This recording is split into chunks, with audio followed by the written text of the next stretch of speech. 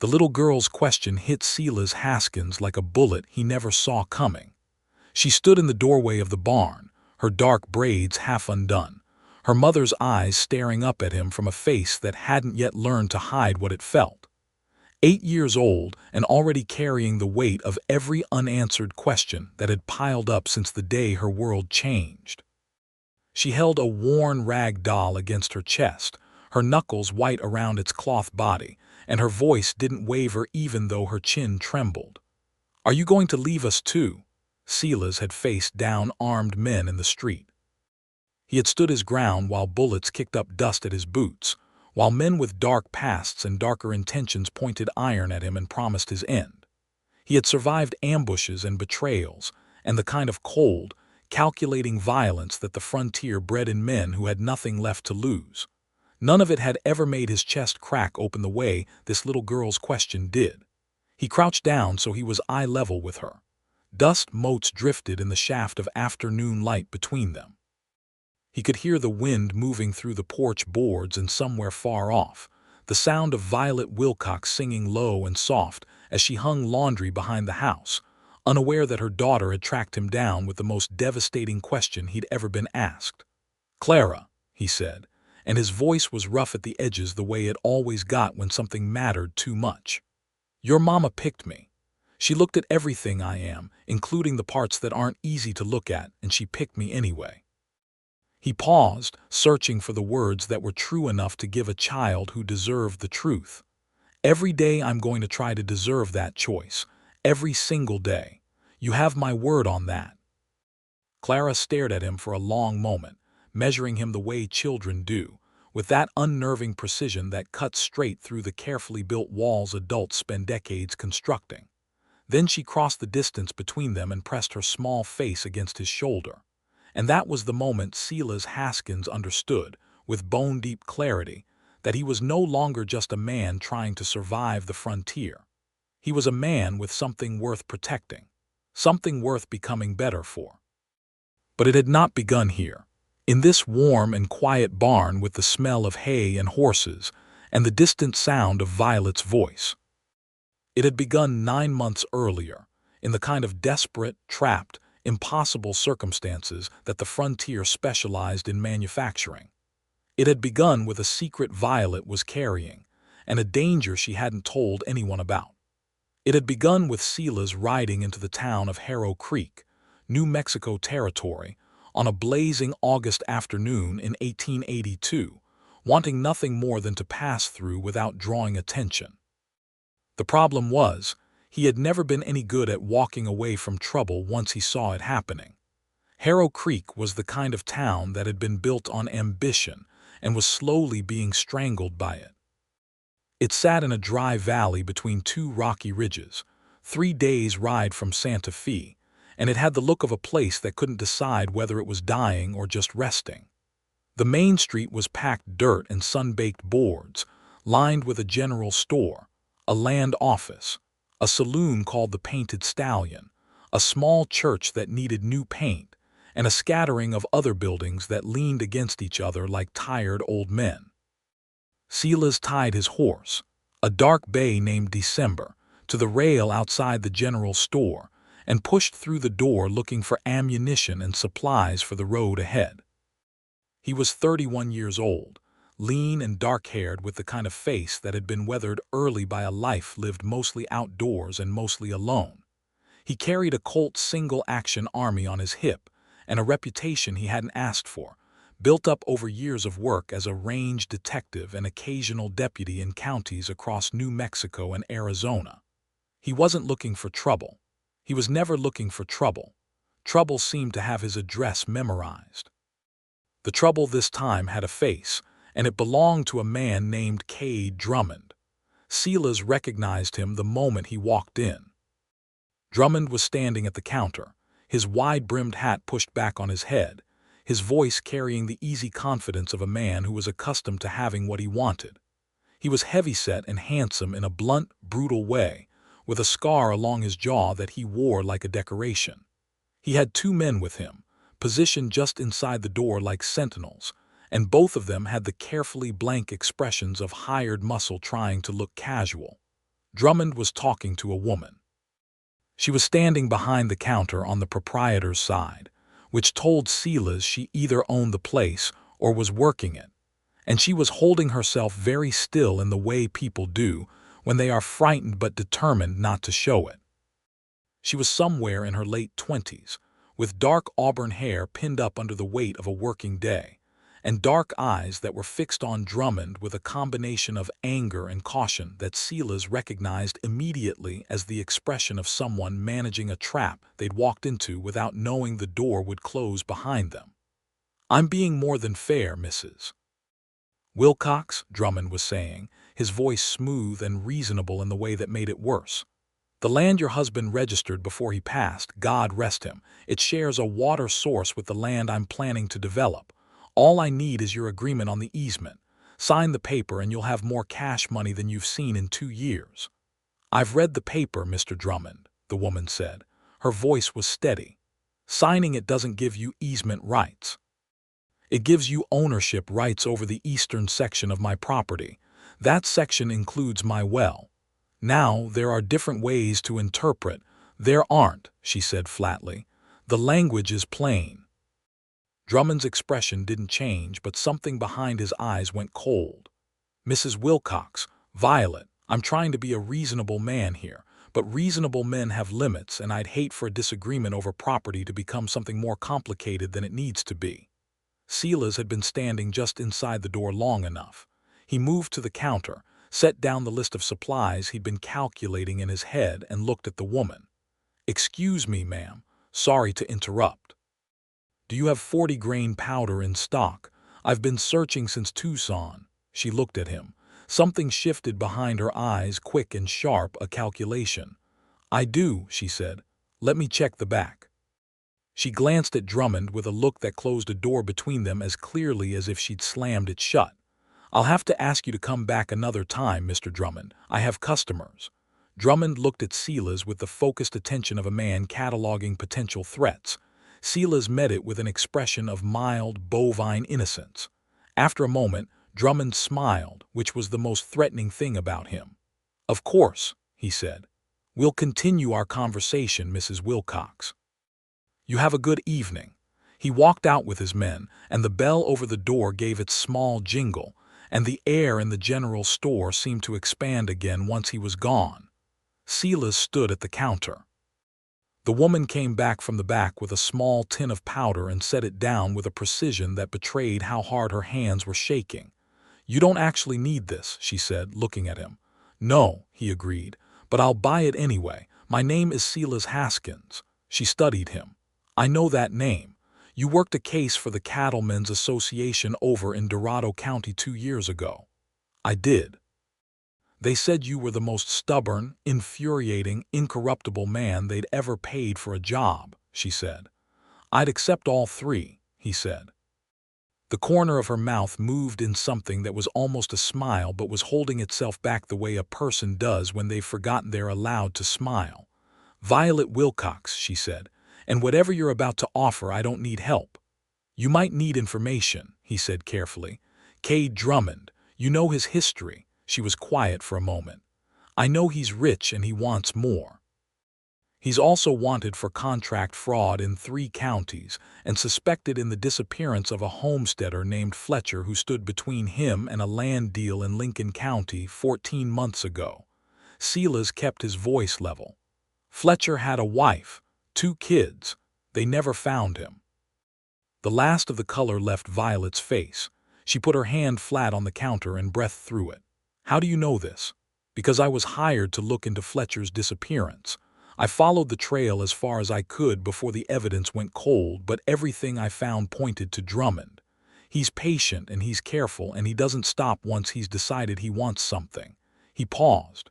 "You're the second homesteader in his path. I need you to understand what that means."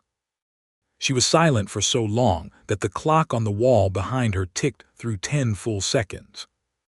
Outside, the sound of horses and voices carried on in the ordinary afternoon way, as if danger were not sitting in the middle of Harrow Creek like a stone in a river, shaping everything around it.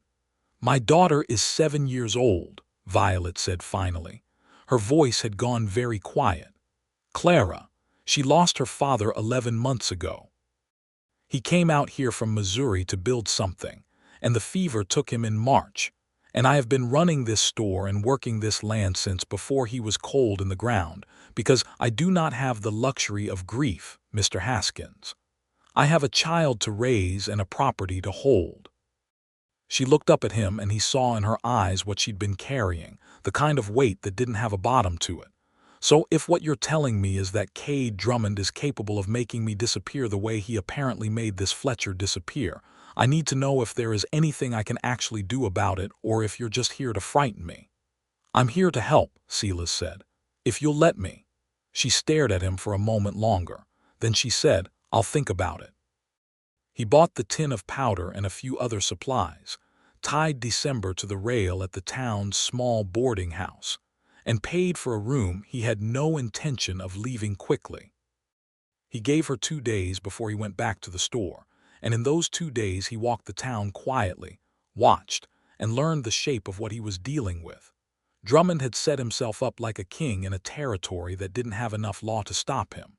The county sheriff was a man named Abe Prentice, who had the look of someone who had made his peace with not making trouble for powerful men. The town's few other businesses were careful around Drummond's name. Nobody wanted to become the next Fletcher. On the 3rd morning, Violet Wilcox came to find him. She knocked on the door of the boarding house just after breakfast and stood there in the hall when he opened it, very straight and very composed, with Clara at her side. The little girl looked at Silas with her mother's dark eyes and the solemn, measuring gravity of a child who had been required to grow up faster than was right. "I've thought about it," Violet said. "I need help. I don't like needing help, and I want to be clear about what I'm asking for and what I'm not." "Tell me," he said. "I need help protecting my claim legally. I need evidence against Drummond strong enough to bring to a federal marshal, since the county sheriff is apparently useless. I need someone who can stand between my daughter and whatever Drummond decides to do when I refuse to sign his fraudulent paper." She paused. "I am not helpless. I can shoot. I can manage accounts, and I have been managing this property and this store alone for nearly a year. I am asking for a partner in this, not a rescuer." "Understood," Silas said. "I can work with that." She nodded once, the way people do when they've made a decision they're not entirely certain about but are committed to anyway. "Then come to dinner tonight, 7 o'clock. Clara will be there." He came at 7 o'clock with a jar of honey he'd traded for at the general store, and the particular feeling of a man walking into something he hadn't fully anticipated. The house behind the store was small and tidy in the way that spoke of constant, deliberate effort. There were curtains in the windows and a braided rug on the floor and a cast-iron stove that smelled of cornbread and something savory. There was also evidence of Clara everywhere: small shoes by the door, a drawing tacked to the wall, a rag doll sitting in a wooden chair at the table as if it had its own place setting. Dinner was simple: beans with dried beef and the cornbread he'd smelled, and coffee that was stronger than he expected and exactly what he needed.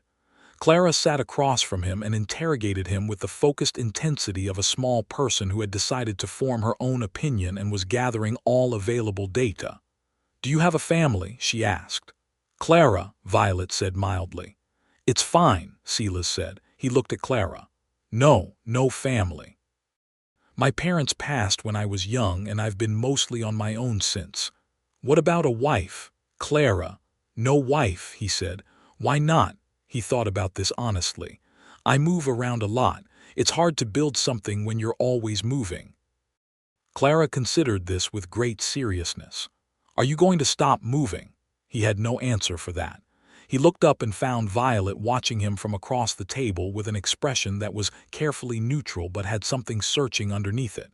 He looked back at Clara and said, "I don't know yet." Clara seemed to accept this as a reasonable answer and went back to her cornbread. Over the following weeks, something began to build between Violet and Silas that neither of them named, partly because they were too occupied with the concrete problem of Cade Drummond, and partly because naming things made them real and real things could be lost. They worked together with the particular intimacy of shared purpose, meeting in the evenings to go over what Silas had gathered during the days.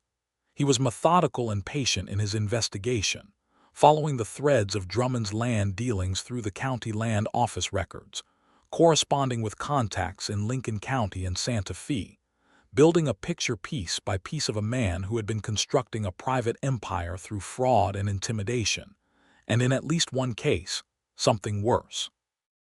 Violet was not passive in this process. She had a sharp mind and a memory for detail, and she knew the local landscape of business and relationships in ways Silas didn't.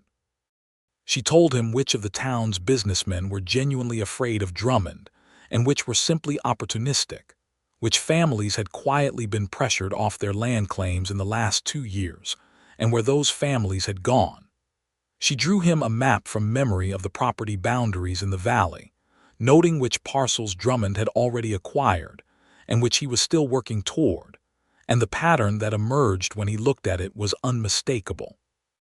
Drummond was assembling control of the entire watershed in the valley, every piece of land with access to water. Once he had it, he could charge whatever he wanted for water rights, and the remaining homesteaders and small ranchers would have no choice but to pay or leave. Violet's property sat at the center of it, because her well was the deepest and most reliable in the valley.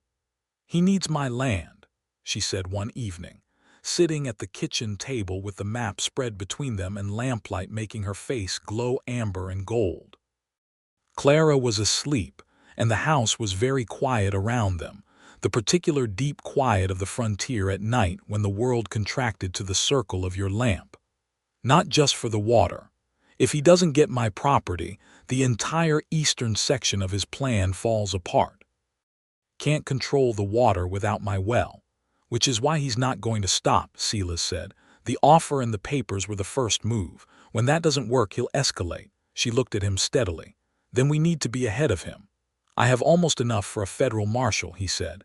There's a letter coming from a contact in Lincoln County with documentation on the Fletcher case that should close the gap, but I need it in my hands before I can move.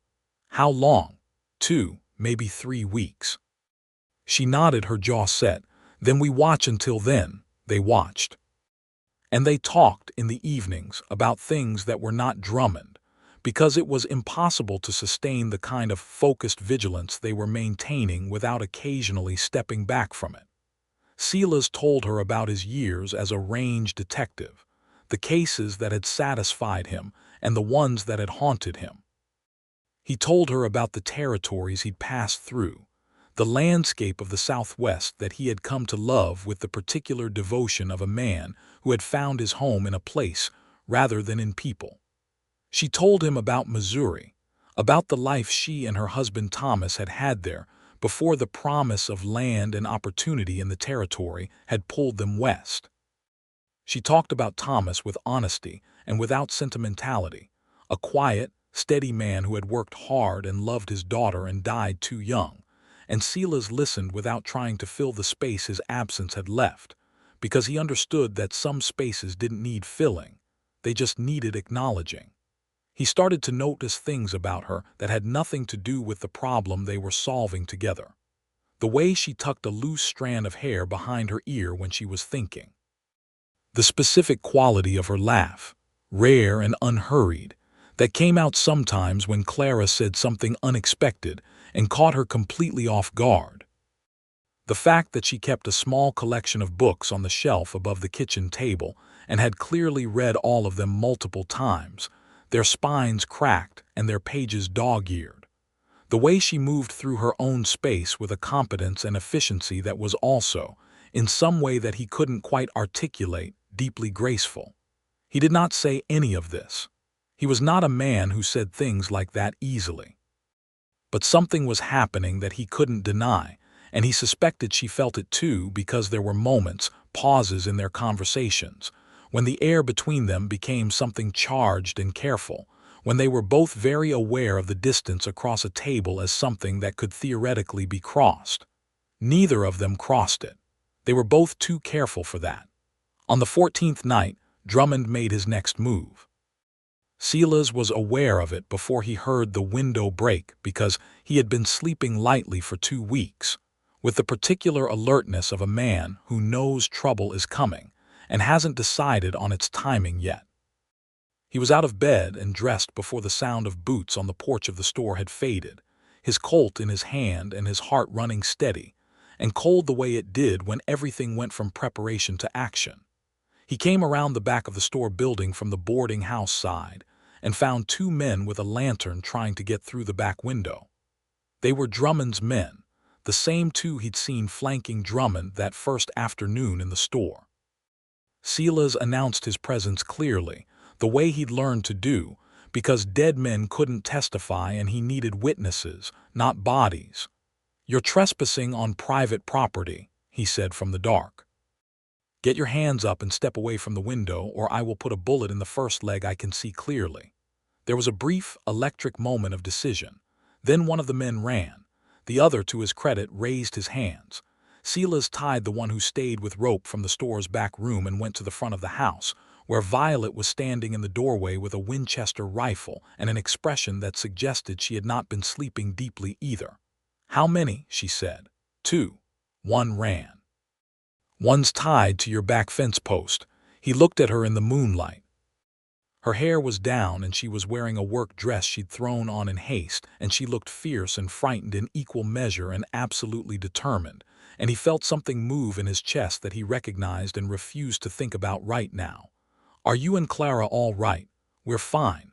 Clara didn't wake up. She lowered the rifle. "This is the escalation." "Yes," he said. "What do we do with the one you caught?" "In the morning, we take him to the sheriff. Prentice may be useless with Drummond, but a man caught in the act of breaking and entering is documentation. It builds the case." He paused. "I'm going to sleep on your porch tonight if that's all right with you." She looked at him for a moment. Then she said, "There's a bedroll in the cedar chest." He slept on her porch. Or rather, he sat on her porch in the dark with his back against the wall and his Colt across his knees and listened to the night. And he felt the weight of what he was doing and what it meant, and what it was doing to him in a way he could no longer ignore.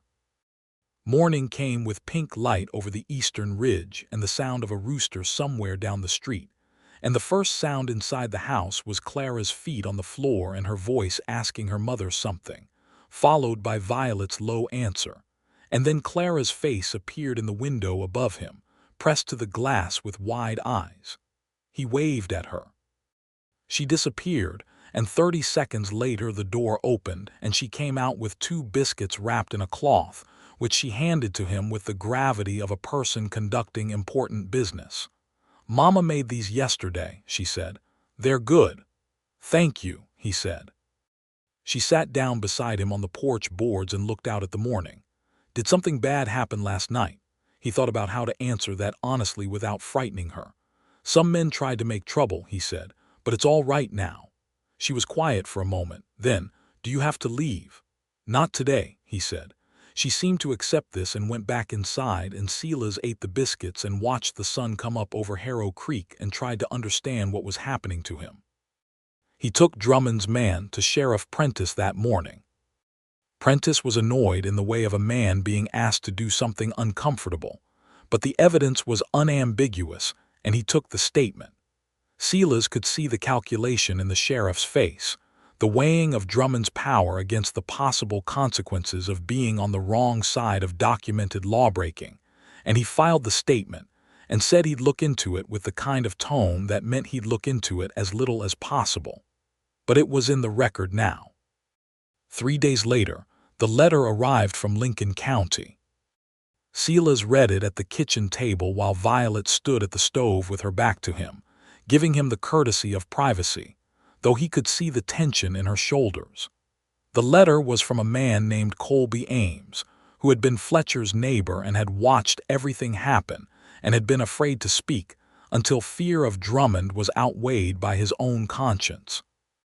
It contained a detailed account of conversations he'd had with Fletcher in the weeks before Fletcher disappeared, conversations in which Fletcher described threats, forced meetings with Drummond's men, and the specific nature of the property dispute.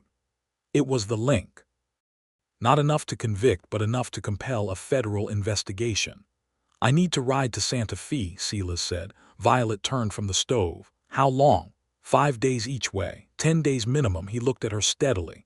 I don't want to leave you here with this. Drummond's going to know something is happening. The fact that his man was arrested, the fact that you're still refusing to sign, he's not patient forever. I know, she said. She was quiet for a moment. But if you don't go to Santa Fe, nothing changes. This has to be done. I could send a telegraph. You said yourself you need to put the documents in the right hands personally. That it needs to be someone who understands the full picture. You're the only one who has the full picture. She said it plainly, without drama, but with the weight of someone who had thought it through. Go, I'll be careful. I need you to do more than be careful, he said. I need you to go stay with someone while I'm gone. Is there anyone in this town you trust? She thought about it. Ruth Callahan. She runs the boarding house where you're staying. Her husband was a U.S. Marshal. She has opinions about men like Drummond, and she keeps a double-barreled shotgun under her front counter. That'll do, he said. Talk to her today. Take Clara and stay there until I'm back. There was a beat of silence between them. Silas, she said. It was the first time she'd used his given name, and it landed differently than anything she'd said to him before. Be careful, too. He looked at her across the kitchen in the morning light, and there was so much he could have said, and none of it was the right moment for it. I will be, he said. He rode to Santa Fe in 4 days, pushing December hard, and spent 2 days in the office of Federal Marshal Ira Cross, laying out everything he'd compiled. Cross was a deliberate man who read everything twice and asked precise questions, and had the kind of exhaustive caution that Silas had learned to respect over years of working adjacent to federal law. He went through the land office records, the Lincoln County documents, the testimony from the arrested trespasser, the Colby Ames letter, and the pattern of property acquisitions. And at the end of the second day, he leaned back in his chair and looked at Silas with the expression of a man who had just had the shape of something made clear to him. This is a substantial case, he said. I know, Silas said. And there's a woman in Harrow Creek with a 7-year-old daughter who has had armed men at her window already. I'd like to get back to her. Cross looked at him with mild interest. Would you? Yes, Silas said, keeping his voice level. All right, Haskins, I'll send a deputy within 2 weeks. That's as fast as I can move on this. The woman needs protection before then. I understand. I'll send a letter to the sheriff's office, official federal notice of an active investigation. That should give Drummond pause. Cross paused himself, with the timing of a man who chose his words. Is this one just a job for you or something else? Silas stood up and picked up his hat. Good day, Marshal. He was back in Harrow Creek in 3.5 days, having ridden hard, and the first thing he did when December was stabled was walk to the boarding house. Ruth Callahan, who was a solid, practical woman in her 50s with iron-gray hair and the precise posture of someone who had not let the frontier bend her, told him Violet and Clara were in the back room, that they'd been there 4 days without incident, and that Violet had refused to spend the time idle and had reorganized her entire supply inventory from memory. He knocked on the back room door. Violet opened it, and he saw something cross her face before she composed it, something brief and bright that she locked down quickly. You're back, she said. I'm back, he said. Marshal Cross is filing on Drummond. His deputy will be here within 2 weeks, and Cross sent an official letter to Prentice, so Drummond knows there's federal attention on him now. She closed her eyes for a second. He watched the relief move through her like a wave, visible in the way her shoulders dropped and her breath changed. Then she opened her eyes and said, Thank you. Don't thank me yet, he said. 2 weeks is 2 weeks. Drummond may decide to act before the deputy arrives. We should be. Mama, Clara said from behind Violet, worming her way to the door. She looked up at Silas. You came back. I said I would, he said. Clara considered this. Then she appeared to file it under evidence supporting a favorable conclusion and went back to whatever she'd been doing inside. Violet watched him with her dark eyes. She asked about you every day, she said quietly. He didn't know what to do with that. He stood in the doorway of the boarding house back room looking at Violet Wilcox and feeling the particular helplessness of a man who has spent years being useful and self-sufficient, and has suddenly found himself somewhere that usefulness isn't the point. And he said nothing. She seemed to understand all of it anyway. "Come in," she said. "I'll make coffee." The next 10 days had a different quality than the weeks before. There was less urgency in the practical work, because the machinery of federal law was now in motion and what had been required was done. What remained was waiting, which meant there was more time for the things that had been circling at the edge of their evenings, the conversations that drifted away from Drummond and into territory that was quieter and more personal. They were walking back from the store to the boarding house one evening, Clara between them holding both their hands, when Violet said, "Thomas always wanted to come west. He read everything he could find about the territory before we came. He had notebooks full of information about land and water and crops." She paused, her voice carrying the particular texture of memory, neither painful nor painless, just present. He would have been good at it. He was the kind of man who got better at things when they were hard. Silas was quiet for a moment. "He sounds like a good man." "He was," she said simply. "And then he was gone, and I had to figure out what I was, separate from being his wife. That's been the work of this past year, along with everything else." She glanced at him. "You know that kind of work. Finding out who you are without the person you'd been structured around." "My parents died when I was 14, he said. "I know something about it." She nodded slowly. Clara swung between their hands and made a sound of contentment. "The difference," Violet said after a while, "is that losing them when you're 14 leaves you free to become whoever you need to be. Losing a husband when you're 27 with a child and a property to hold, you don't have the luxury of just becoming. You have to be something immediately, regardless of whether you've figured out what it is." She paused. "I became capable, competent, self-sufficient. Those aren't bad things to be." "No," he said. "They're not. But they can become armor," she said quietly. "And armor is heavy." He looked at her profile in the evening light, the way she was looking straight ahead, measuring something in herself even as she described it, and he felt something that was not just admiration and not just attraction, but some combination of both with something deeper underneath. Respect, perhaps, of the most fundamental kind. The recognition of someone who was genuinely good at being alive in a difficult world. "Violet," he said. She looked at him. He stopped walking. Clara, still held by their hands, stopped too, looking up at him with curiosity. "I need to tell you something," he said. "And I want to be honest with you because I think you deserve honesty from people." She waited, very still. "I came here as a job," he said. "Following a lead on Drummond, that's true, but somewhere in the last few weeks, what I'm doing here stopped being a job." He watched her face carefully. "I'm not asking you for anything. I know your situation and I know you've had enough things you didn't ask for in your life. But I can't pretend that what I feel when I'm around you is professional, because it isn't, and I think you know that, and I don't want there to be anything hidden between us." The silence stretched.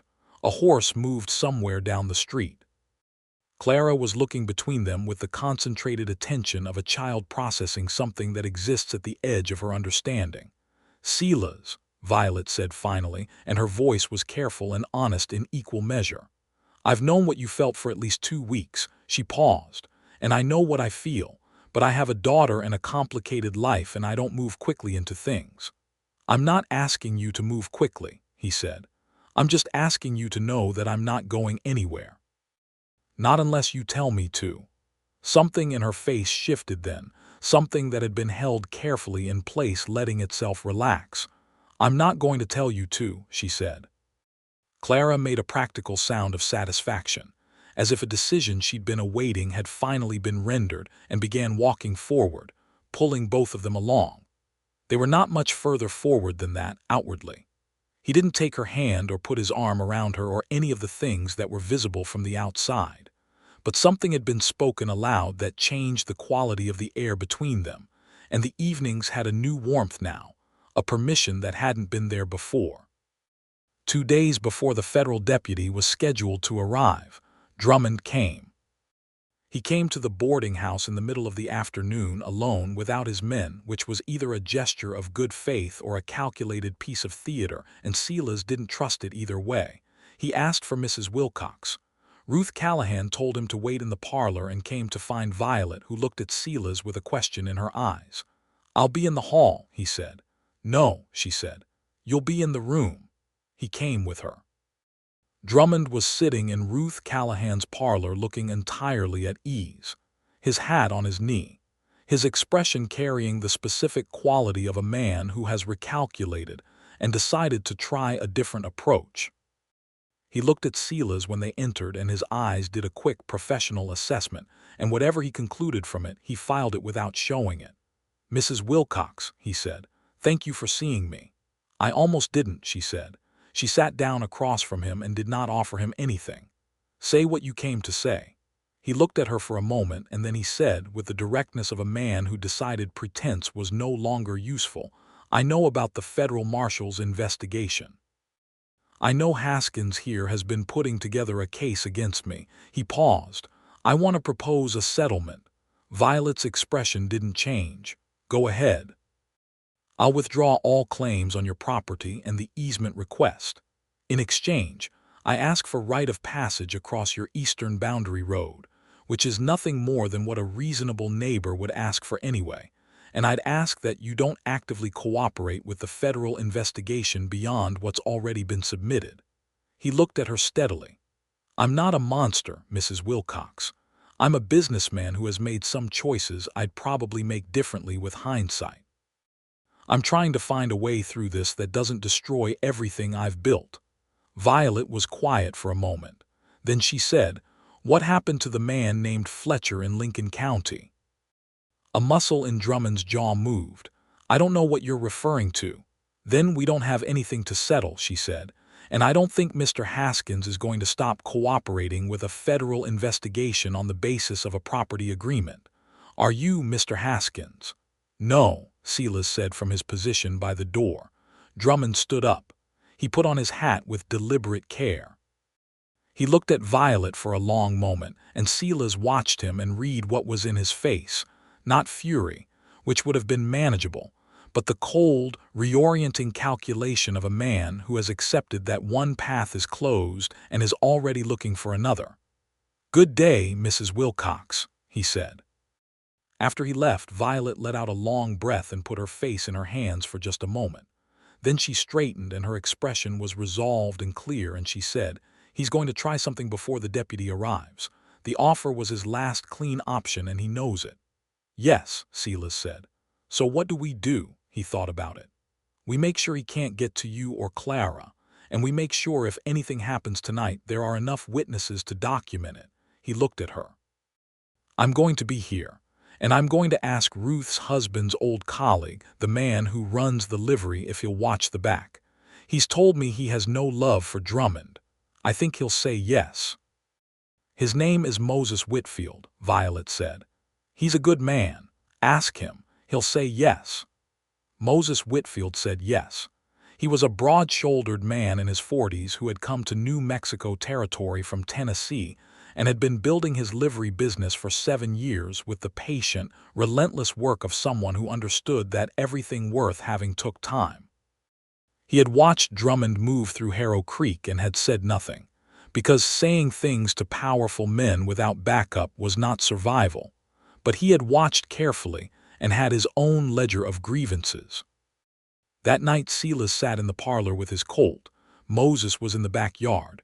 Ruth Callahan had her shotgun at the ready upstairs, and Clara had been explained to in the careful, honest way that Violet had with her daughter, told that there might be some noise but that she was safe and should stay in her room. Clara had listened to all of this and then said, "Is Silas going to shoot someone?" And Violet had said, "Only if he absolutely has to," and Clara had nodded and gone to her room with her rag doll. Drummond didn't come himself. He sent 3 men, which was a different kind of calculation, because it was deniable. They came after midnight, trying to be quiet, and Moses caught 2 of them at the back before they made it to the door, and Silas opened the front door to find the 3rd one on the porch with a can of coal oil and a lit match. which was the worst thing he'd seen in weeks, and turned his blood to something cold and precise. The man dropped the match when he saw the barrel of the Colt. Silas held on the match for a heart-stopping second before it went out against the porch boards, and then he had the man face down with his hands behind him, and was calling for Ruth to bring a lamp so they could document everything clearly. Sheriff Prentice arrived, because Ruth had sent her nephew to fetch him before the night was over, and he stood in the lamplight of the boarding house parlor looking at 3 trussed-up men with coal oil on their clothes and 2 witnesses in Silas's written account, and the federal investigation in progress over his head, and he made a decision that surprised everyone including himself. He arrested all 3 men, and this time he meant it. In the morning, when the light was gray and early, and the boarding house smelled of coffee and the particular relief that follows danger survived, Violet came down the stairs to find Silas sitting at Ruth's kitchen table with his hands wrapped around a cup of coffee, and the look of a man who hadn't slept and wasn't thinking about sleep. She sat down across from him without saying anything and poured herself a cup of coffee, and they sat in the quiet of the early morning together for a while, just breathing, just being in the same space without crisis filling it. Finally she said, "Thank you. You don't need to. I know I don't need to," she said. "I want to." She looked at him with a directness that he had learned was one of her particular qualities, the ability to look at something square on without flinching. "You've been in this town for 6 weeks, Silas. You came through on your way somewhere else and you stopped, and you've been standing between me and serious danger ever since. You've been kind to my daughter. You've been honest with me." She paused. "I don't have a lot of practice letting people do things for me. Thomas understood that. He used to say I was the most capable and the most stubborn woman he'd ever known, and he meant both as compliments." Silas's mouth curved. He was right. "But I'm trying," she said carefully, "to let someone in. And I want you to know that what I said the other evening about knowing what I feel, I meant it. And I'm not looking for something fast or uncomplicated. My life is not fast or uncomplicated. But if you're truly willing to stay, and I mean stay in the actual sense of the word, then I would very much like to keep having dinner with you." He looked at her across Ruth Callahan's kitchen table in the early gray light of a September morning in 1882, and he thought about all the roads he'd ridden and all the towns he'd passed through, and the particular quality of ruthlessness that had been his companion for 17 years, and he said, "I'm willing to stay." She reached across the table and put her hand on his, and it was the first time they'd touched with intention rather than accident, and it was nothing dramatic, just a hand over a hand, but he felt it through his entire body. Federal Deputy Marshal Thomas Greaves arrived in Harrow Creek 6 days later, and he was the kind of man who did his job with a thoroughness that Silas found deeply satisfying. He reviewed everything, interviewed everyone, and within 4 days had enough to take Cade Drummond into federal custody. He found additional evidence in the documents Drummond kept in the land office, because a man who is confident in his local power tends to keep records that are incriminating, and Drummond had been confident for too long. Greaves told Silas privately that the Fletcher case would likely be reopened with the new documentary evidence, and that Drummond was looking at a long stay in a federal facility if the Lincoln County investigation went where the evidence pointed. The hidden truth was coming to light in the methodical, unsexy way that justice usually worked, through paper and testimony, and the patient accumulation of documented facts, rather than through the kind of dramatic confrontations that made stories. Silas was fine with that. He'd learned long ago that the story version of justice was not the kind that stuck. The day Drummond was taken out of Harrow Creek in handcuffs and loaded into a wagon headed for Santa Fe, Violet stood on the porch of the boarding house and watched him go, and Clara stood beside her and watched too, and then Clara looked up at her mother and said, "Is it over?" "Yes," Violet said. "It's over." Clara looked down the street to where Silas was standing talking with Deputy Greaves, and she said, "Is Silas going to leave now that it's over?" Violet looked at her daughter, and then she looked at Silas and she said, "Go ask him." Clara walked down the street with the focused, purposeful stride of a child on a mission, and Silas looked up and saw her coming and waited. And she stopped in front of him and tipped her head back to look at him and said, in a voice that was very serious, "Are you going to leave now?" "No," he said, "I'm not." She studied him for a moment. "Promise." "Yes," he said. She turned and walked back to her mother, reported the results of her investigation, and went inside. Greaves, standing beside Silas, said with the contained amusement of a man trying not to smile, "You might want to sort out your situation in this town, Haskins. You've got roots forming whether you intended them or not." "I know," Silas said. He told Violet that evening, without preamble and without excessive decoration, that he planned to stay in Harrow Creek if she was agreeable, and that he'd been talking to Ruth Callahan about the possibility of a room on a long-term basis until other arrangements were made, and that he had some money saved and could help with the store if the help was wanted and wouldn't be intrusive. She listened to all of this with her arms folded and her head tilted slightly, and when he was done she said, "Are you aware that what you just described sounds like a man circling something without landing on it?" "I'm aware," he said. "What is it you're actually trying to say?" He took a breath. "I'd like to court you properly, if you're open to it." The smile that broke across Violet Wilcox's face was the unhurried, unguarded kind that he'd seen glimpses of in the evenings over the past weeks, and had spent a considerable amount of mental energy trying not to stare at. It transformed her face entirely, and she said, "I'm open to it." So he courted her properly, which in Harrow Creek, New Mexico territory in the fall and winter of 1882, meant a great deal of shared dinners and walks and conversation, meant gradually being woven into the fabric of her daily life and Clara's in ways that felt less like a visitor and more like a fixture. He helped with the store when she needed it and stayed out of her way when she didn't, because he understood very well that her competence was not something to manage around, but something to be genuinely admired. He read to Clara in the evenings when Violet was occupied, working through the limited selection of books on the shelf, with the seriousness Clara brought to all things she considered important. He fixed the sagging front step of the house, and the door that didn't close properly in cold weather, and the creak in the third stair that had been waking Clara up for months. He did all of this not because he was trying to prove himself useful, but because it was what you did when you lived somewhere and cared about the people in it. There was one evening in October, with a cold front pushing down from the north and wood burning in the stove and Clara asleep upstairs, and the two of them sitting together in the small sitting room with a lamp between them, when Violet looked up from the book she was reading and said, "Tell me about your dark past." He looked up. "What?"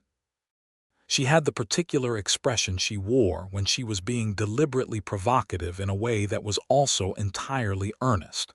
"You have one. Every man who can do what you do has one. You've told me pieces, but not the whole shape of it." She paused. "I'm not asking because I'm worried. I'm asking because I want to understand you completely." He set down the book he'd been pretending to read. He told her. Not all at once and not without difficulty, but he told her. The years after his parents died, the things he'd done to survive that he wasn't proud of, the period in his early 20s when he'd been working for men whose methods were not so different from Drummond's, before he understood fully what that meant. The moment of clarity that had come with watching a family lose their home and understanding that he was one of the mechanisms that had made that happen, and the choice he'd made after that to be something different. The years of building a reputation as someone who could be trusted to do the right thing even when it was harder, and the cases along the way that had tested that and the few he'd failed. He spoke honestly and without softening it, and she listened without flinching, the way she did everything.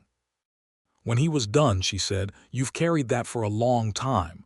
"Yes," he said, "and you've tried to account for it." "Every day," he said.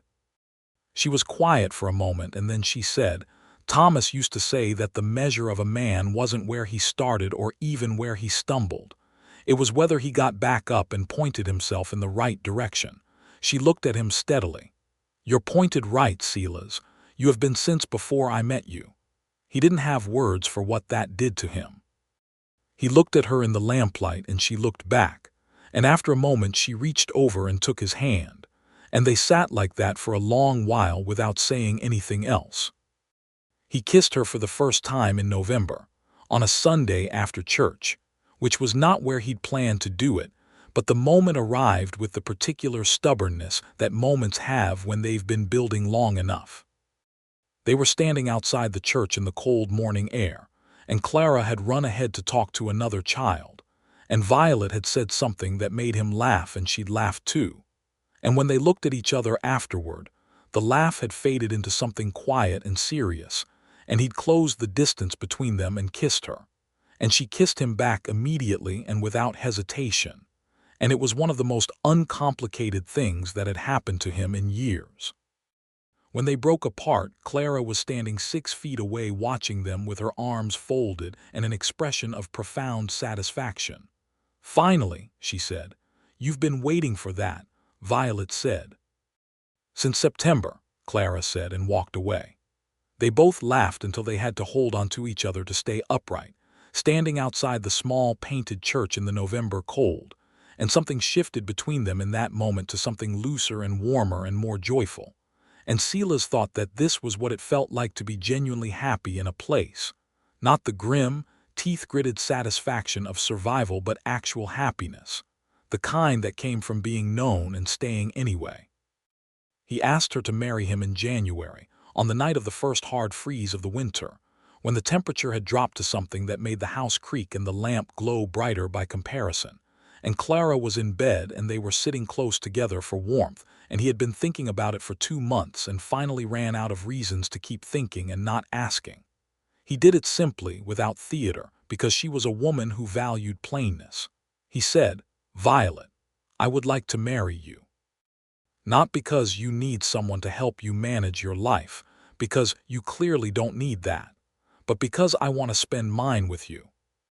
Because I think you are the most remarkable person I have ever known, and I want to deserve the privilege of knowing you for the rest of whatever time I have." He paused. "And because Clara told me last Tuesday that I should ask you and stop making everything complicated." Violet stared at him. "She said that. Those exact words."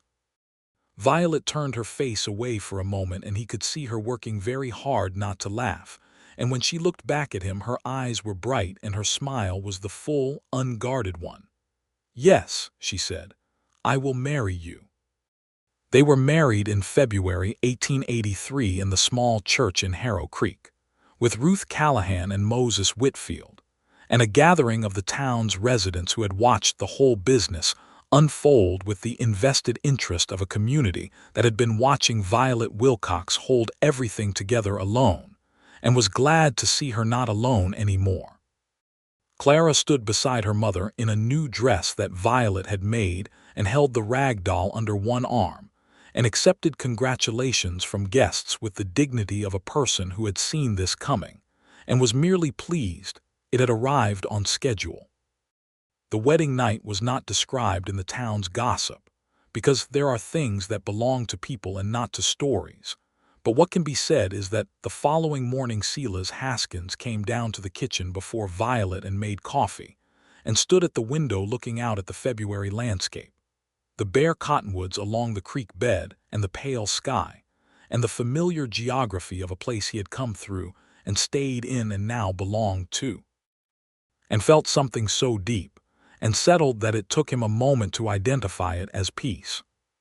Spring came to Harrow Creek, and with it, the news that Cade Drummond had been convicted in Santa Fe on multiple counts of fraud and land theft, and that the Lincoln County investigation had resulted in additional charges that would keep him confined for a considerable number of years. The homesteader families who had been pushed off their land by his machinations were notified of the outcome, and while not all of them returned, some did, and the valley began to breathe a little easier with the knowledge that the man who had been strangling it was gone. Violet's store prospered. She had been running it well through the hardest year of her life, and now, With the cloud of Drummond's threat removed and the additional stability of not managing everything entirely alone, she expanded it, adding a small selection of dry goods she'd previously had to send customers to the next town for, and negotiating a better arrangement with the supply company that came through Harrow Creek twice monthly. Her property was secure, the deed clear and uncontested, the well that had been the object of all that danger now serving only her own household, and the small kitchen garden she planted along the south wall of the house in March. Silas had a conversation with Ruth Callahan's neighbor, a rancher named Doak who had been thinking about retiring and selling his small operation, and by April had worked out an arrangement to manage the ranch on a shared basis that kept him in Harrow Creek and provided additional income. He was not, it turned out, done working. He was just done working for other people's purposes. The ranch was something of his own, something he was building, and the combination of that work and the daily life with Violet and Clara had the texture of an existence that was genuinely his, assembled from choices rather than circumstances. Clara turned 8 in May, and they celebrated with a proper party, the first birthday party she'd had since her father died, with a cake that Violet baked and Ruth Callahan's spice cookies and Moses Whitfield's 2 children in attendance, and a new book that Silas had ordered from a book dealer in Santa Fe 3 months earlier, because Clara had mentioned once, entirely in passing, that she wished she could read more stories about girls who went on adventures, and he had not forgotten. She opened the book with the careful reverence of someone who understood what books were, and looked at the illustrations with her mouth slightly open, and then looked up at Silas and said, "How did you know?" "You mentioned it in November," he said. She looked at him for a moment, and then she looked at her mother, and something passed between them that Silas was aware of but not entirely sure he could read, and then Clara climbed into the chair beside him and opened the book and said, "Will you read it with me?" "Yes," he said. He read to her for an hour while the party went on around them, and he did not consider this strange or unusual because it was simply what you did. It was the texture of caring about someone, the accumulated small acts of attention that made a life. Summer in Harrow Creek was hot in the way of the territory, dry and bright and definitive, and Violet's garden flourished with the stubbornness she brought to everything, producing more squash than they could reasonably eat, and tomatoes that she preserved in jars along the kitchen shelf, where they glowed like stained glass in the afternoon light. The household had found its rhythm, the particular cadence of 3 people who knew how to be together, without requiring constant management of the space between them. It was on a July evening, with the heat just beginning to break and the sky in the west turning colors that had no names, that Violet told Silas she was expecting. She told him in the kitchen, matter-of-factly, the way she did most things, watching his face with the careful attention of someone who wanted to see the real reaction rather than the managed one.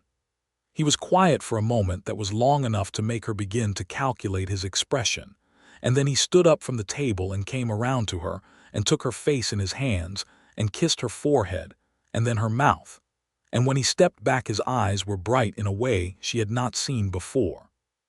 "Are you happy?" she asked. "I don't have a word for what I am," he said. She smiled. "That's a yes." They told Clara the following morning, and Clara, who approached all significant developments with the measured deliberateness of a natural scientist, asked a number of practical questions about logistics and timing, and where the baby would sleep, and whether it would be loud, and then said that she hoped it was a boy because she was already a girl and variety was useful, which made Violet laugh so hard she had to sit down. The pregnancy was uncomplicated in the way that Violet managed most things, by refusing to let them be more complicated than necessary. She continued to run the store through her 5th month and accepted help in her 6th with the grace of someone who had genuinely learned to receive it, which Silas understood was one of the things she was still working on and respected her for. In the fall, he delivered a healthy baby boy at the house with the assistance of the town's doctor and Ruth Callahan, and Clara was waiting in the hall and came in when summoned and looked at the baby with her arms folded and the expression of someone forming a considered opinion and finally said, "He looks like Silas around the eyes." "Clara," Violet said. "He does," Clara said, unapologetically. They named him James after Violet's father.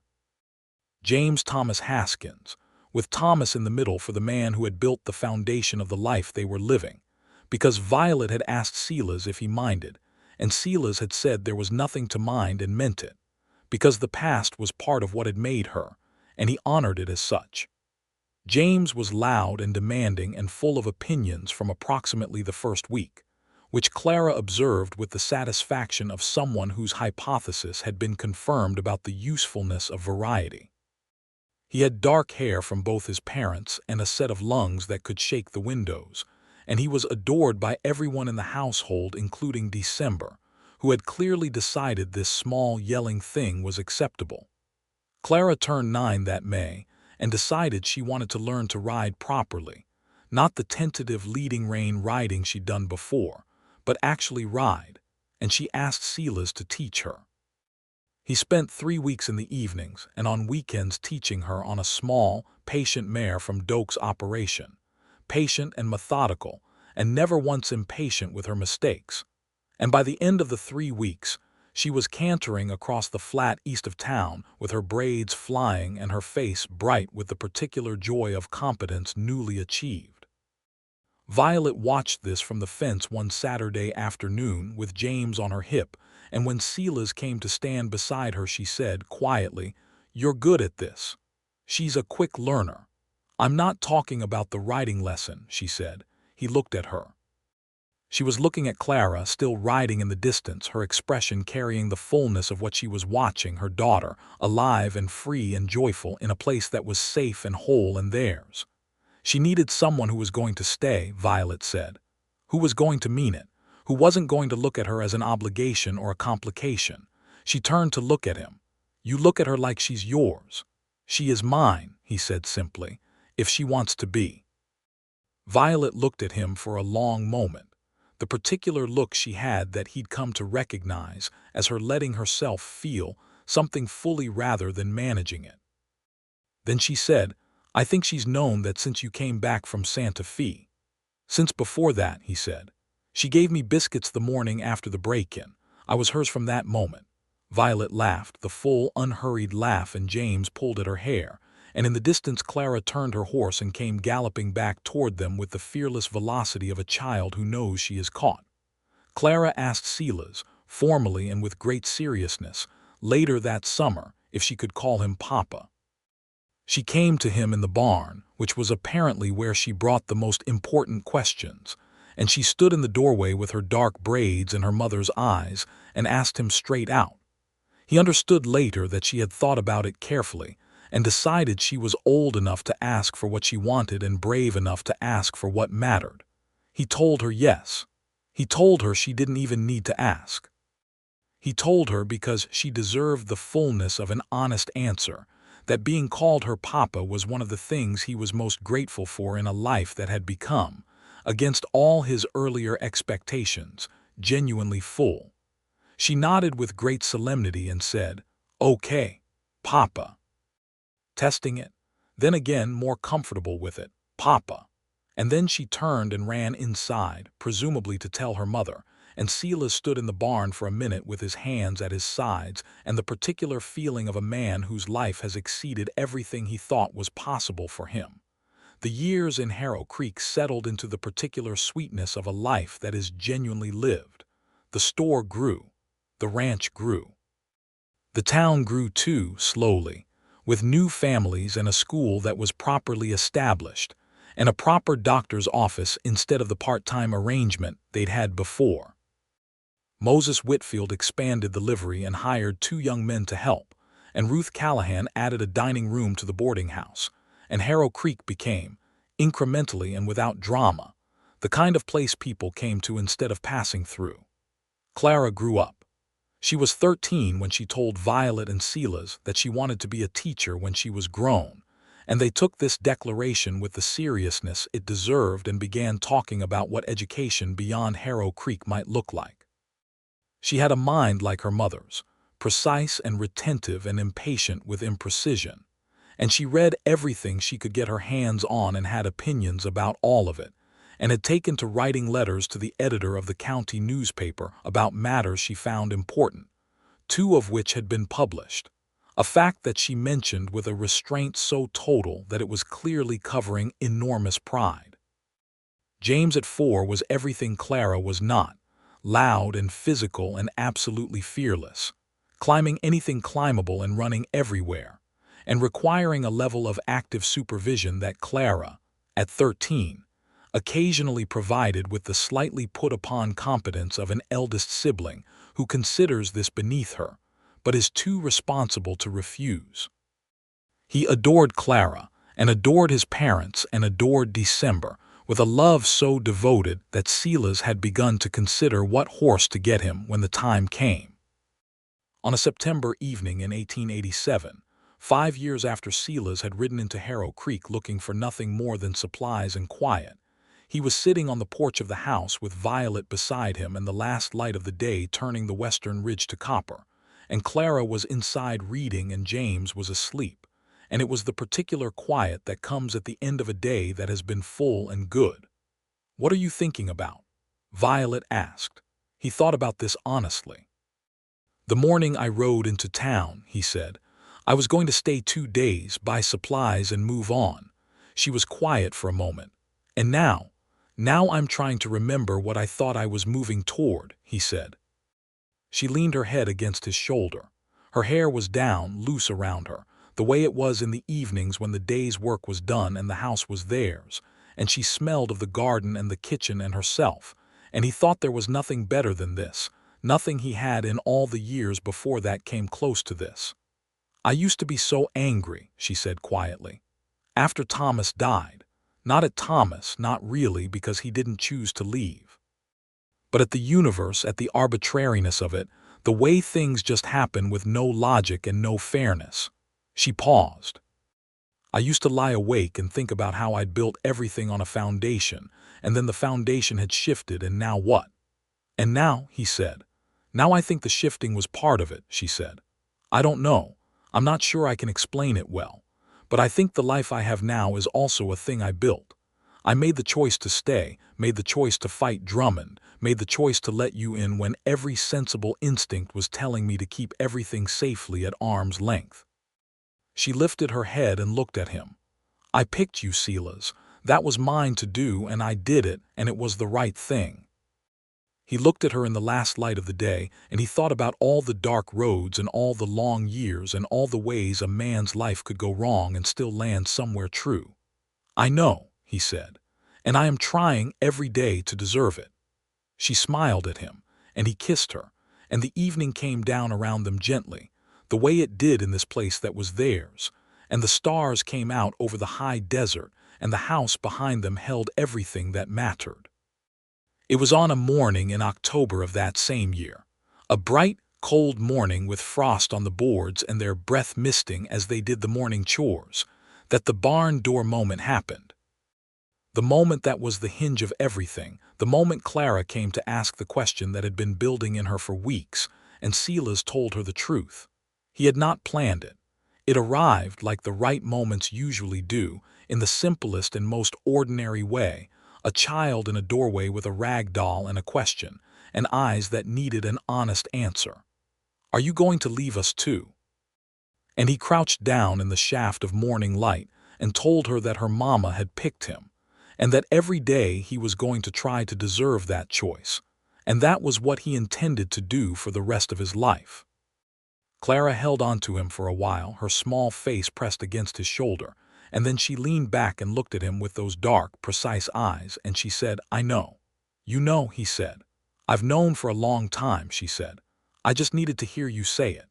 He understood this.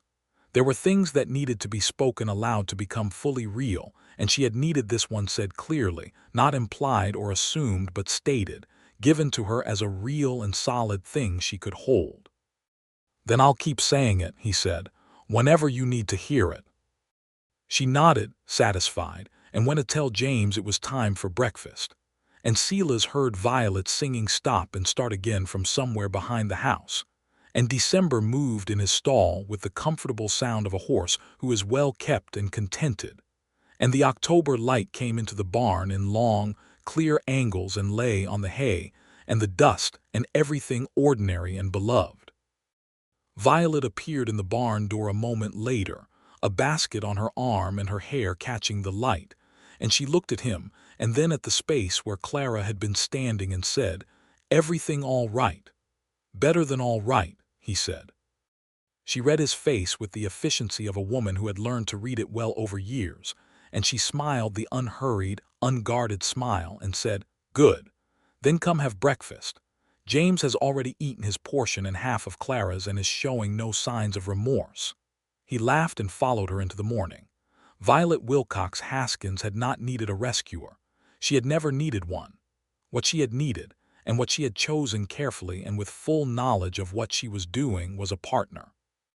A man who would show up and stay and tell her daughter the truth, and fix the broken step, and go to Santa Fe when it needed doing and come back. A man with a dark past who had turned himself toward the light and kept walking, not because it was easy but because it was right. Silas Haskins had spent 17 years on the move, following trouble or running from himself, not entirely sure of the difference.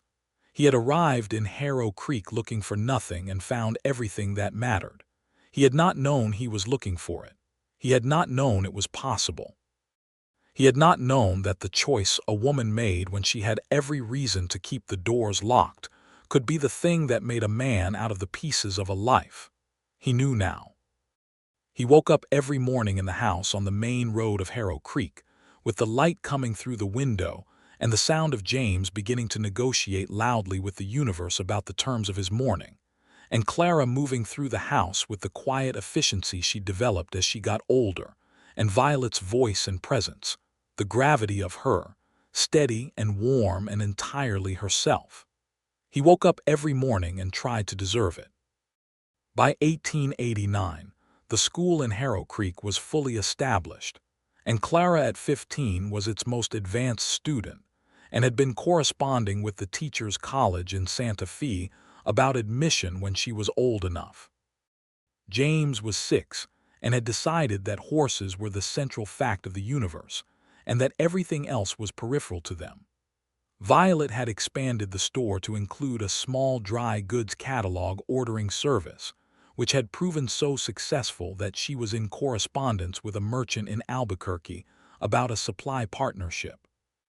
Silas had taken on 2 men to help with the ranch and had invested in a small herd of cattle that was doing well, and he had become, without particularly intending to, one of the respected figures of the town, the kind of man people came to when there was a problem that needed addressing, because he had the combination of capability and integrity that people trusted. He was also, notably, very happy. This continued to surprise him, because he had spent enough years in the grimmer quarters of experience that happiness felt like something that happened to other kinds of people. But here it was, ongoing and specific, rooted in Violet and Clara and James, and the particular place they had all made together. Violet, one evening in the spring of 1889, told him she was expecting again. He was somewhat better prepared this time, in the sense that he didn't sit silently for a full 10 seconds, but the feeling that went through him was no less enormous for being more familiar. He held her for a long time in the kitchen and she laughed against his shirt and said, "You always do this, you just go quiet and hold on." "Is that bad?" he said into her hair. "No," she said, "it's exactly right." This time the baby was a girl, born in January 1890, red-faced and furious and entirely determined, which Clara said was clearly going to be a theme in this family. And they named her Margaret Ruth. Ruth for Ruth Callahan, who had been a fortress when they needed one, and was now godmother to 2 of their children, and claimed she had no interest in sentimental matters, while obviously having enormous interest in them. James, now 7, looked at his new sister with the expression of someone who has been told, "A thing is wonderful, and is gathering evidence to confirm or deny. He confirmed it within about a week, and from that point considered her firmly within his protection, which Margaret, from very early on, gave every indication of finding completely unnecessary and slightly annoying. The family was whole and growing and full of the particular, beautiful noise of lives being lived together. They were loud at dinner and quiet on Sunday mornings, and everything in between. Clara wrote her letters to the county newspaper. James negotiated extensively with the universe about various matters. Margaret made her views known through the direct and uncomplicated mechanism of very loud opinion. Violet ran her store and her household and her life with the competence and the warmth that had been there from the beginning, the armor she'd built in the hard years slowly becoming something softer, not because she needed it less but because she was no longer alone in wearing it. And Silas Haskins, who had been 20 years a drifting man, was here, in this specific place, with these specific people, with the knowledge in his bones that he had arrived somewhere real. On the morning of their 7th wedding anniversary, February 1890, he found a note on the kitchen table when he came downstairs. Violet's handwriting, small and precise. It said only, "Still choosing you, every day." He folded it and put it in his shirt pocket and kept it there all day, and then put it in the small box on the bedroom shelf where he kept the things that mattered. Later that evening, with the children in bed and the house quiet and the lamplight warm between them, Violet looked at him and said, "You know what Clara told me this morning?" "What?" "She said the best thing I ever did for her was pick someone who stayed." Violet's voice was quiet and very honest. "She remembers the way it felt before when it was just us, when she was carrying that worry all the time, and she said she doesn't carry it anymore." Silas sat with this for a moment. "That's because of you," he said. "You built that for her. You held everything together when everything was hard." "Yes," she said. "And then you came through the door." He looked at her, this woman who had seen his dark past and his difficult edges and his long years of solitude, and had decided, with full information and a clear eye, that he was worth choosing.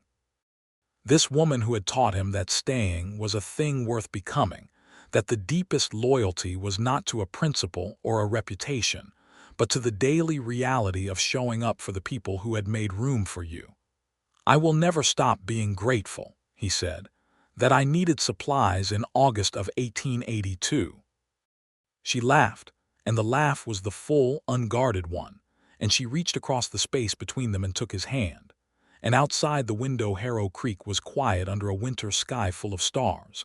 And inside the house their children slept in the security of a life built carefully and well by two people who had found in each other, through danger and patience and honesty and the daily work of deserving, something that outlasted everything the frontier could throw at it. Something that was simply, profoundly theirs. The stars over New Mexico territory burned on through the night the way they always did, indifferent to the small, bright fires of human happiness burning below them, not knowing and not needing to know that in one house in one small town on one particular night, 4 people were sleeping in the quiet certainty of being loved and being home. And in the morning, Silas Haskins would get up and make coffee and try to deserve it. And the next morning and the one after that. Every single day.